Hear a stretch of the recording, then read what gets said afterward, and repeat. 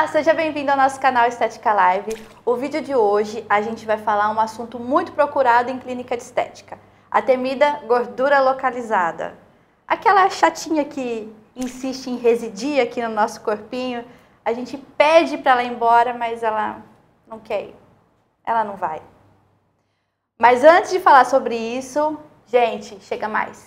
Se inscreva aqui no nosso canal. Se você não é inscrito, se inscreva agora. É muito simples. Tá vendo o botãozinho aqui, ó, inscrever-se? Então, clica nele, ativa as notificações, compartilha com a galera aí, para todo mundo poder receber conteúdo de qualidade aqui e todo mundo que gosta aqui da área da estética. Beleza? Fechou? Então, hoje, quem vai falar aqui com a gente sobre se esse milagre existe ou não da gordura localizada, de acabar com a gordura localizada, é Janaína Alves. Janaína é fisioterapeuta dermatofuncional, ela é docente dos cursos técnicos de estética do Instituto Valéria Vaz e docente da IBMR também.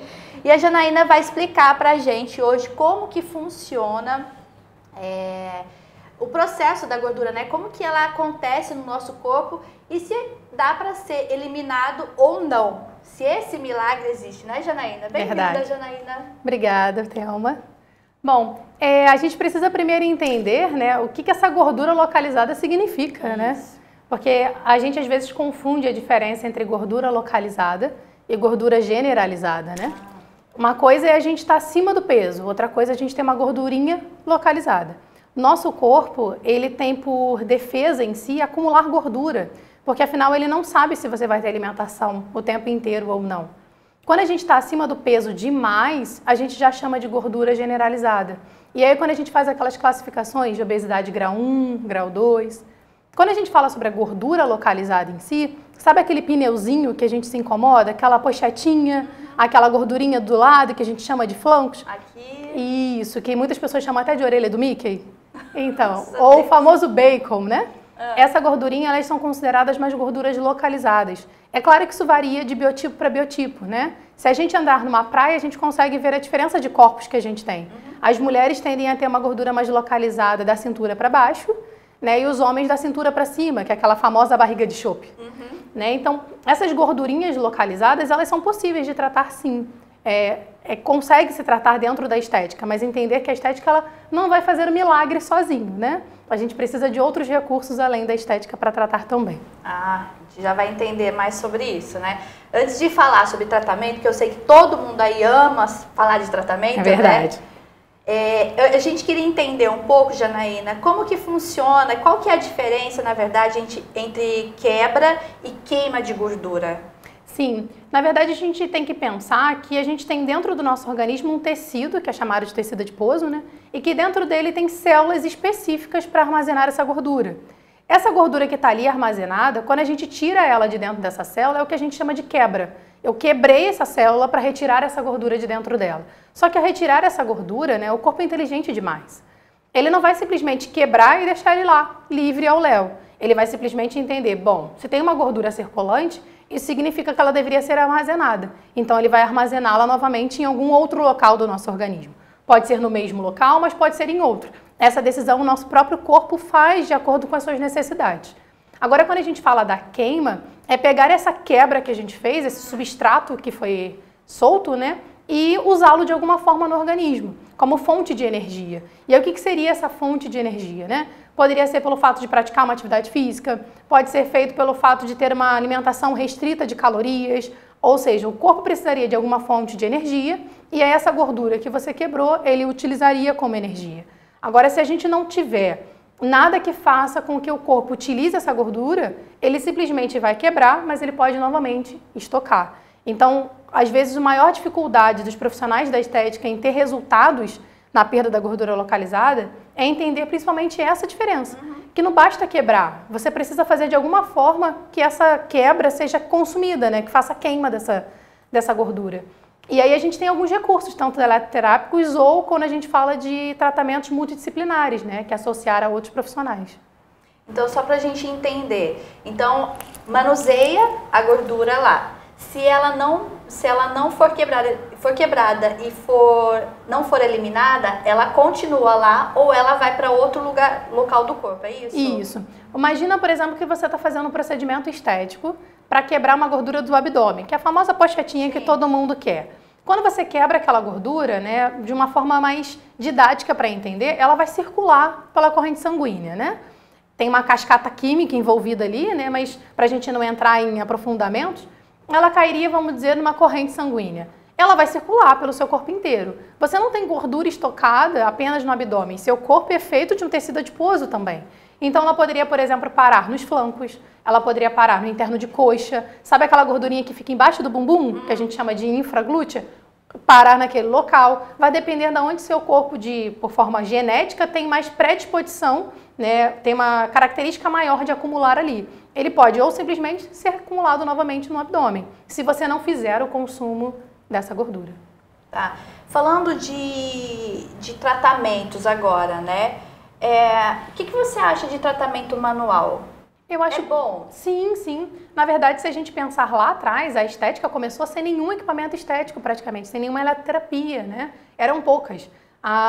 Os primórdios da estética começou, por exemplo, com forno de Beer, que era, na verdade, um equipamento de madeira com lâmpadas incandescentes para aumentar a temperatura local.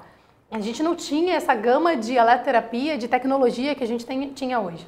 E não deixávamos de ter resultados, né? Então, o básico da estética começou pelos tratamentos manuais, né? E os mais famosos que a gente tem, é claro que hoje em dia já se falaram de vários nomes para definir isso, né? Que seriam 2 caminhos, a massagem modeladora e a drenagem linfática. Primeiro, a gente precisa entender que a drenagem ela não vai tratar essa gordura, tá? A drenagem ela está voltada para retenção hídrica, né, excesso de líquido corporal, que não é o nosso caso para tratar na gordura. Quando a gente fala da gordura, a gente fala principalmente na massagem modeladora, né? Mas uma das coisas que eu uso muito em sala para os meus alunos é entender que só amassar o pão não vai fazer o pão sumir, né? Ou seja, não basta só fazer a massagem modeladora, você precisa estar associada a cosméticos de qualidade. Antigamente, essa manipulação de cosméticos era feita no próprio consultório. As próprias esteticistas, né, por testagem, faziam essa cosmetologia, né, que hoje a gente tem extremamente avançada para tratar. Né? Hoje já não, hoje a gente já tem indústrias cosméticas aí infinitas, né, marcas grandes que já trabalham com alta tecnologia de cosméticos. E aí é justamente essa associação do cosmético mais a terapia manual para tratar essa gordura. Então eu falo muito para os meus alunos, principalmente para quem está começando a carreira, que a terapia manual é o primórdio do seu trabalho. Eu queria muito que todas pudessem começar montando uma clínica com 100 mil reais, mas a gente sabe que a realidade não é essa, né? A gente sabe que muitas se formam e mal têm dinheiro para comprar uma maca ou até mesmo um ultrassom, que é um dos equipamentos mais comuns. Elas começam simplesmente comprando um pote de creme e vão atender ao domicílio. E é aí que se começa, né? Na terapia manual, realmente, e elas têm, sim, grandes resultados. O legal é de entender sobre a massagem modeladora, por exemplo, né? Que antes achava-se que só com a massagem, né, já conseguia ter um resultado incrível. Hoje a gente já sabe que não é bem assim, que não adianta a profissional ficar ali se matando tanto, né? Tentando modelar o corpo da cliente dela, que não é bem por aí, né? Sim. Quando você faz a massagem modeladora, que nem você falou do cosmético, qual que é a ação do cosmético junto ali com a massagem modeladora? Vai depender um pouco do qual é o veículo de cosmético que você está usando, né? Qual o princípio ativo em si. Né? A gente tem princípios ativos que vão ser para fazer aumento da temperatura corporal, que a gente chama de vasodilatadores. A gente tem princípios ativos como a cafeína, que é uma das mais famosas hoje, que ela vai fazer essa função básica de quebrar aquela gordura, né? Ajudar na quebra daquela gordura e ajudar nessa queima. Então, assim, as pessoas antigamente acreditavam que só as suas mãos tinham o poder de quebrar essa gordura. Hoje a gente sabe que não, que as mãos elas vão ajudar, principalmente a aumentar o metabolismo local, aumentar a vascularização local, mas elas por si só não quebrariam. Porque se fosse assim, a gente se apertaria o dia inteiro e éramos magros, né? Não é? Ficar aqui fofinho, ficar todo mundo bonito. Seria muito fácil, né? Na verdade, né, as clínicas de massoterapia seriam lotadas, né? E não é bem por aí. A gente precisa entender a fisiologia do corpo humano, né? E aí, quando a gente pensa nos cosméticos em si, eles são desenvolvidos para essa questão, para entender como que fisiologicamente eu consigo fazer essa quebra. E aí, um dos princípios ativos mais famosos é a cafeína, que ela é uma que a gente chama de metilxantina. que ela tem a função básica de quebrar essa gordura dentro da célula do tecido adiposo. E aí quando ela quebra essa gordura, né, ela consegue tirar esse triglicerídeo, a gente consegue por outros mecanismos, ou por aumento de metabolismo, ou pela atividade multidisciplinar, ou algum recurso eletroterápico, fazer essa queima da gordura. Tá. E falando agora de recurso eletroterápico, né? Uhum. Qual que você acha que é uma eletroterapia que dá resultado, que você acha que é eficaz? Primeiro a gente precisa entender, Thelma, que existem corpos e corpos. Cada organismo é único, né? É uma coisa que eu brinco muito quando as alunas falam, qual é o melhor tratamento para mim? Então, não sei. Eu preciso avaliar você primeiro, né? O mais primordial de tudo é a anamnese, é a avaliação. Sim. Conhecer quem é esse paciente que eu vou tratar. E aí o que funciona, por exemplo, para ti, pode não funcionar para mim. E aí eu dizer para você que a melhor eletroterapia, qual era a melhor eletroterapia, isso depende. Às vezes para ti pode ser o ultrassom, o famoso e velho ultrassom. Mas para mim pode ser, por exemplo, a famosa criolipólise, que hoje já não se fala mais tanto dela, né? Então se fosse pensar numa eletroterapia que é acessível financeiramente ainda ao público, né? Para as profissionais que querem começar e que tem um resultado muito bom é o ultrassom, que hoje é um dos equipamentos mais versáteis, né?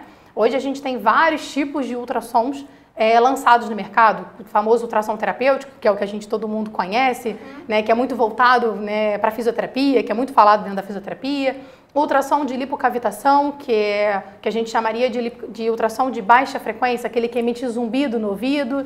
A gente tem ultrassom focalizado, que ele faz uma emissão de onda num ponto específico. E aí se eu fosse dizer para ti qual desses três que seria o mais eficaz hoje, principalmente por questões de custo-benefício e por questões de maior aceitação ao paciente, seria o focalizado.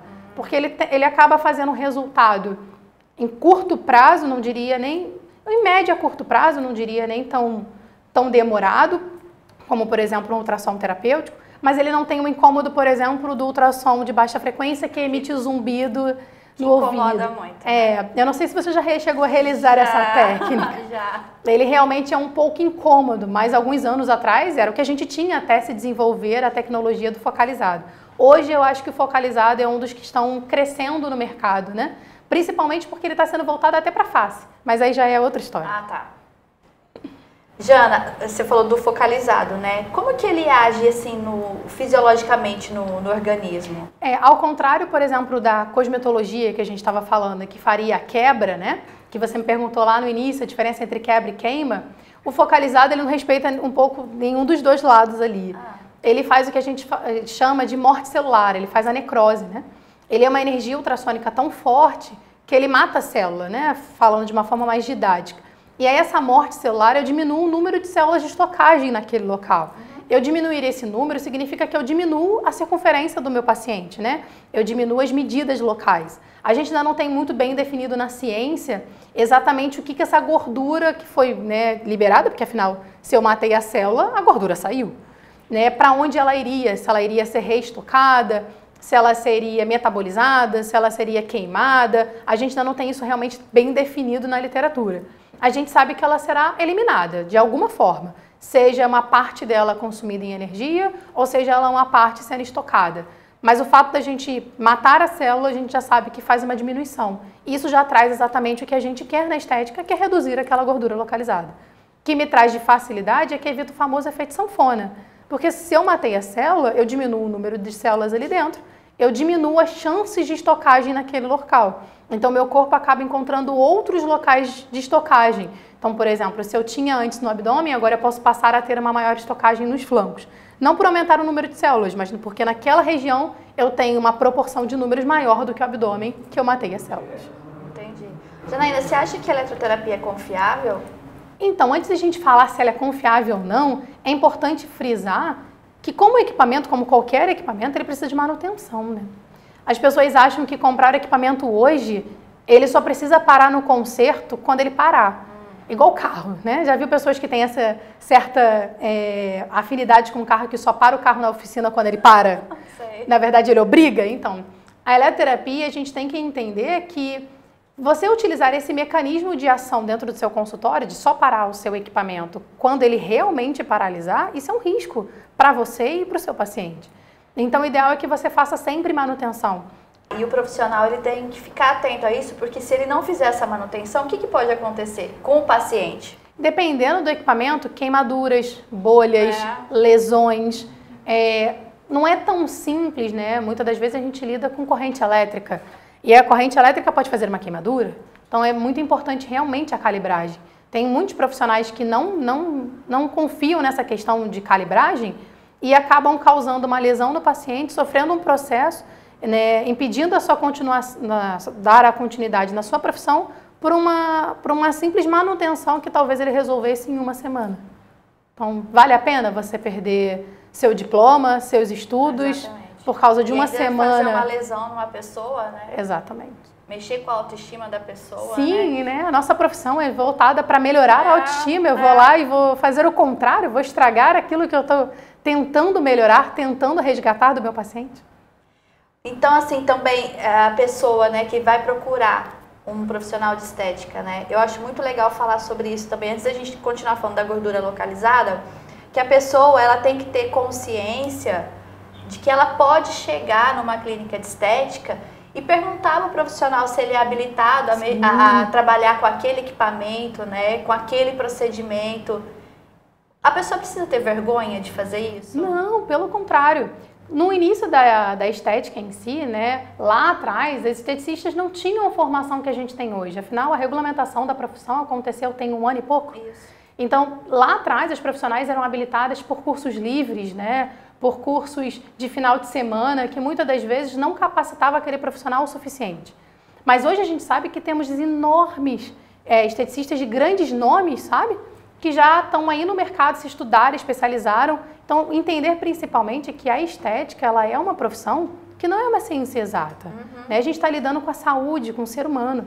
É uma ciência, então a gente precisa dar continuidade nesses estudos. Então é importante você saber com quem você está lidando. Afinal, você está entregando o seu corpo, o seu maior bem, que é o seu corpo, para uma pessoa cuidar. Então é importante você saber qual é o tipo de qualificação que ela tem. Não é desmerecer o profissional que começou há 10, 20, 30 anos atrás por um curso livre. Pelo contrário, te garanto que se esse profissional ele é um profissional bom, capacitado, ele passou esses 10, 20, 30 anos continuando os seus estudos.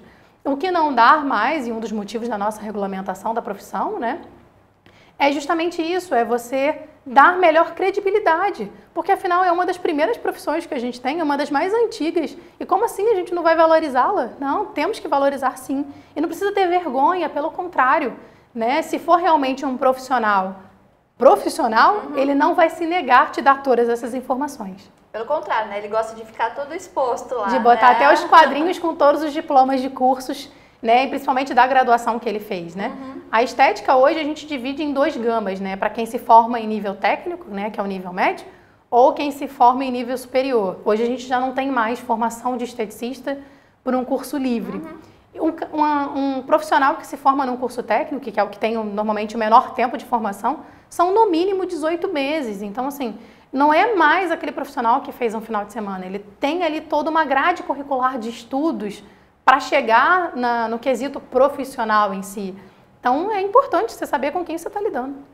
E o estudo é um estudo mais aprofundado mesmo, né? Não é uma coisa superficial, não. Tem que estudar fisiologia, anatomia, química, bioquímica. As pessoas acham que não precisa, não, né? Quer passar o creminho. Essa história de creminho já acabou, não existe mais. É engraçado que os primeiros períodos, quando eu dou aula no primeiro período, né, o aluno me encontra depois lá no 3º, 4º período da formação, eles ficam assim, professora, mas eu achava tanto que estética era fácil, eu vim para estética porque eu achei que era só passar creminho. Falei, pois é.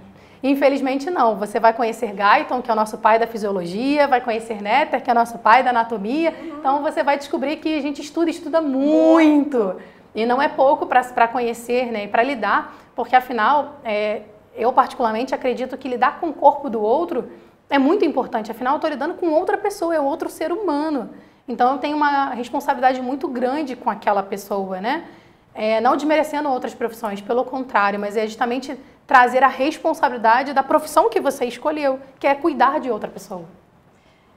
Tanto que para tratar da gordurinha localizada, né, nossa, de cada dia, precisa estudar bem, né? Bastante, para poder saber como é que vai cuidar, como é que vai tratar daquela patologia, daquela disfunção, na verdade, né?